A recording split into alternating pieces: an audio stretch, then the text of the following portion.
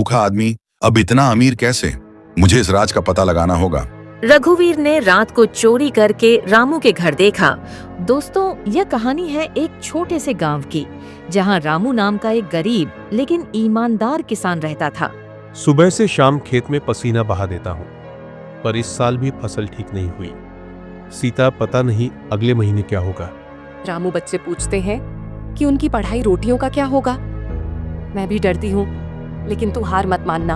एक दिन रामू खेत में हल चला रहा था कि हल जमीन में किसी कड़ी चीज से टकराया और वह चमक उठा। अरे ये क्या? मिट्टी हटाओ, ये तो सुनहरा लगता है, कोई तो सोना है। रामू ने एक आवाज सुना और उसी वक्त आकाश से एक आवाज गूंजी। यह हल वरदान है, इससे जो भी नेक इरादे से खेत जोतेगा उसके खेतों में खुशहाली आएगी। पर याद रख, लालच और धोखे में इसका दुरुपयोग मत करना। धन्यवाद प्रभु, मैं इसका उपयोग केवल नेक कामों के लिए करूंगा। रामू ने अगले दिन हल से खेत जोता और खेतों में चमत्कार हुआ। सोने के सिक्कों की झलक और हरियाली छा गई। हे रामू, देखो बाल्टी में दूध नहीं, सोने के सिक्के।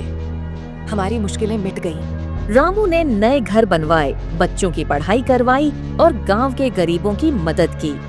लेकिन गांव का मुखिया रघुवीर यह सब देखकर चुप नहीं बैठा। कुछ तो गड़बड़ है। 2 दिन पहले भूखा आदमी अब इतना अमीर कैसे?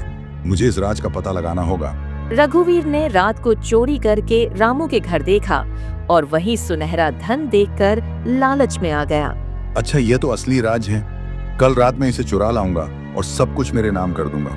रघुवीर ने रात को चुपके से सारा सोना चुरा लिया और अंधेरे में अपने घर पर लिया।